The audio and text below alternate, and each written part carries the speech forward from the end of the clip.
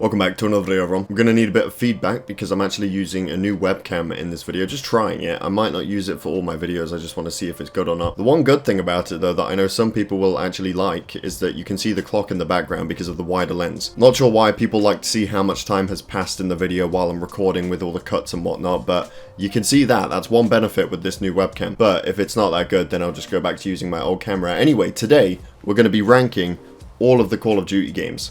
This isn't all of... The others are in there somewhere because it's so packed in there. I need to clean it out. But we're going to be ranking all of them today because I think Call of Duty games, you know, we've all grew up with them. There's so many at this point. They've gone on for so long that I think we all grew up with different eras of Call of Duty games. Some of you probably grew up with Call of Duty Infinite Warfare, which to me seems new, but it's about 6-7 years old now. The more fortunate people grew up with games like Call of Duty Modern Warfare, World at War, Modern Warfare 2. So we're going to rank them all today, excluding the original few games on the original Xbox because I haven't played those. I don't know many people that have played them. The series really started to blow up on the 360 with Modern Warfare. I think this is where a lot of people got into it. Now, the original Modern Warfare is going to be going straight into S tier because this is where everything started, really. The campaign was solid, so we got to see classic characters like Soap, Gaz, Captain Macmillan, Captain Price. Classic missions in this one, you know, the stealth mission with Captain Macmillan, I'll always remember that as one of the best stealth missions I've ever played. When you really think about how you pulled off that mission, you know, crawling through the grass with all the soldiers and tanks going the opposite way while you're crawling through them, it doesn't really make sense, but it's not really about that. Classic campaign, good multiplayer. Now, I actually didn't get into this game when it came out. I went to one of my friend's house from school, another one of my friends was there, and they were both playing it, and I enjoyed it and asked my dad to get it. Thankfully, because my dad is one of the best dads ever, he actually bought it for me. Well, he didn't buy it for me, he bought it for himself, but you know, I did play it. And that's how I got into it. So I'd say I probably had a good few months with this game, playing it online with my friends from school, before the next Call of Duty game came out, that being Call of Duty World at War.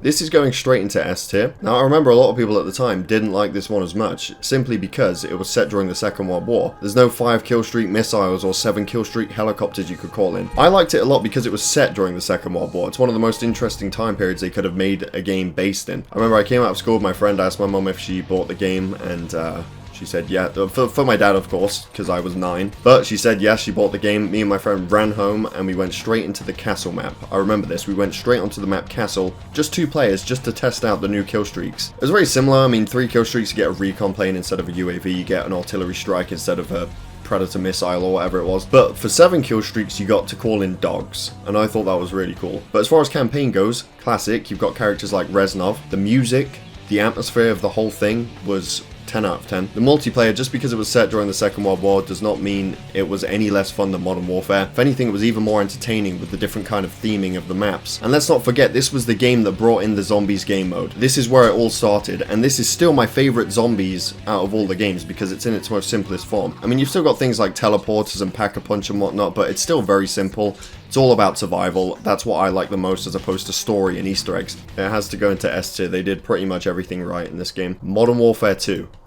Another S tier game. Do I even need to mention why this is an S tier game? Campaign, pretty much every mission was amazing, you know, with the stealth missions with Captain Price. Ghost is in there, of course, raiding the oil rig. You got the mission at the end where you, you know, chase down Shepard after his betrayal, have a fight with him, throw a knife into his eye. This was one of the best Call of Duty campaigns. Now, yes, I know this is where things start to get crazy. You know, you got the jet ski mission, I think it was, where you'd go around on the jet ski, you've got helicopters shooting at you. It's a bit crazy. And things go even crazier from here, you know, in Black Ops. So you got the motorcycle mission where you're escaping the base or whatever it is on with Reznov on the motorcycles. It was still a very entertaining campaign. Now, multiplayer, what do I even need to say? I think this is probably the peak of Call of Duty multiplayer. Maybe not in terms of player counts, because gaming has only just gotten more popular, so maybe the more modern Call of Duty games are more popular, but this was the peak at the time. This was probably one of the best-selling games of all time when it came out, and the multiplayer was just crazy. It was just mayhem. Kill streaks went from just 3, 5, and 7 to a whole plethora of kill streaks, including the 25 kill streak nuke. There is no reason for me to continue talking about this game. It was an absolute masterpiece. Moving on to Black Ops, which came out after that, straight into S tier. You might be wondering, why are you putting all the games in S tier? Well, simply put, they just did a fantastic job. They released banger after banger every single year. So Black Ops went for a new setting this time. It wasn't Modern Warfare, but it was post-World War II, sort of set during the Cold War and the Vietnam War. And this was also the second game to feature zombies. Now, I didn't play every single zombies map that came out with Black Ops, but I did play quite a few of them. And I liked it enough. You know, like I said, I didn't really like the more advanced zombies in Call of Duty games, but this in Black Ops, it was still very much sort of to its roots, to the point where I enjoyed it quite a lot. Black Ops 1, it's an S tier game. Now, I think after Black Ops 1, it was Modern Warfare 3. And this is the first time that we are actually not going to be going into S tier, we're actually going into B tier. You might be thinking, oh, what, are you playing Modern Warfare 3 in B tier? I remember when this came out, I was not interested in this game at all. Not that it was bad, I would definitely take this over a lot of modern Call of Duty games, however, it was just derivative in my opinion. Just wasn't doing anything, you know, with all these games, they did something new. But with this, I was just like, yeah, it's just more of the same. It was kind of fun, but I didn't play it for nowhere near as long as the others. I had nowhere near as much playtime on this, just was not interested in it as much. Some people, again, absolutely love this game, I can see why, but as someone that started around here, played all these a shit ton, this just was not that interesting to me when it came out. I know it has some classic campaign moments and whatnot in there, but again, just was not that interested in it overall. Going straight back to S tier though with Call of Duty Black Ops 2. I didn't actually play much of the campaign with this one, but the multiplayer was so fun, so enjoyable, classic maps like Hijacked, that I probably spent more time on this than the other games. Very good game, the multiplayer alone puts this in S tier. I'm actually going to need to look up a list of the release dates here because I do not remember what came after this. Next up we have Call of Duty Ghosts. No, it wasn't. This is where I really started to lose my interest in the series. This is where it really began. I'm going to be putting this in D tier. Now, I'm actually going to be making a new tier for CoD Ghosts because I don't think it is bottom tier, but I really didn't think it was that great. Advanced Warfare came after that, right?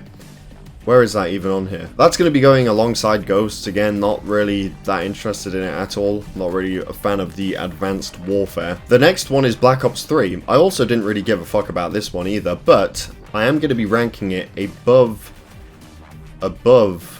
You know, I'm going to put that in B tier because while it did retain a lot of its, you know, futuristic elements with wall running and all that crap, it actually was a lot more fun. It's not like if it includes that stuff, it's just automatically crap. It's just, yeah, Black Ops 3 did it a little bit better. I actually did enjoy this game a lot more. But after that, we did have Infinite Warfare. Now, this is why I created the E tier. It's going straight into E tier. This came out with Call of Duty Modern Warfare Remastered. It came out in a double pack, right? This is Infinite Warfare with Modern Warfare Remastered. And I think the reason they did that is because, right, no one's going to like this Infinite Warfare thing. No one's going to like the setting of it. We need to pack this in with a remastered game to make people buy it. The only reason I own this is because I wanted to play the Modern Warfare Remastered part of the game. Not interested in Infinite Warfare at all. In fact, I think this was one of the most disliked videos on YouTube when it released, the trailer at least. Call of Duty World War 2. I have to say, I like this one a bit more. I wouldn't say it was amazing. I'd say it was decent. You know, the campaign was decent. The multiplayer was decent. It was just, that's just all it was. It was decent. I can play this, but not for too long. I fell off of it very quickly. You know, it did not last until the next year when the next game came out. I played it a bit, but not enough, or didn't enjoy all the modes as much to put it in B tier. Black Ops 4, I can't put this very high because it didn't even come with a campaign. Even though the multiplayer was pretty fun, I didn't play it too much. What I did play is the Blackout mode. Blackout was like the Battle Royale type mode. You know, Fortnite was very popular at this point, so of course Call of Duty had to follow suit. I actually did play it quite a bit though. Only its first season. I don't know if the map changed or anything like that. I only played it for a little bit, but I did enjoy it. It just didn't come with a campaign or anything, so I can't even put that anywhere close to top. I'm gonna have to put it with Call of Duty World War 2, because again, it was fine. Call of Duty Modern Warfare, the reboot, so we're in very recent times now. Now, Modern Warfare, I am going to be putting this in a solid A tier. The campaign was brilliant, I enjoyed it a lot, especially compared to some of the recent entries. The multiplayer was also very fun. It was the most fun I had on a multiplayer, and I played it for quite a bit, a lot more than the others. Similarly, we have Black Ops Cold War, which isn't actually on this list. This is probably an older list that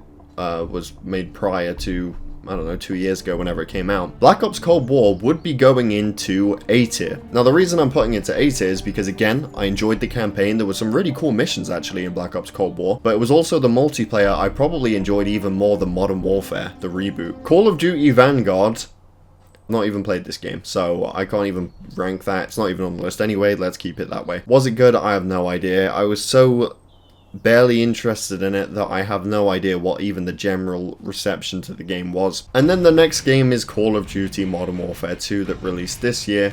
I actually still haven't played the whole campaign of this yet. I haven't really touched it yet, but I know a lot of people like it. I know I have played quite a bit of the multiplayer. I know the multiplayer is good, and from what I've seen of the campaign, that also looks fairly good. So I did like it just as much as Modern Warfare and Cold War, which, seeing how it is, I probably would. It'd probably be going into A tier, B tier if it slightly underwhelmed my expectations. And that is it. They are all the Call of Duty games that I've released so far. Don't know how they went on this run here. This was pretty much just banger after banger. And Modern Warfare 3, while it isn't in S tier, it's still a solid game. Just because it's in B tier does not mean bad. You can let me know down below what you don't agree with. I think common complaints here will be Modern Warfare 3. I think some people are probably going to want that higher. And I think some people might not agree with my choices with sort of the modern games, like maybe Modern Warfare Reboot or Cold War. Some people might disagree with me putting them so high. Yeah, let me know down below. Thank you for watching. I hope you all enjoyed. Definitely subscribe if you're new here, and I'll see you all in my next video.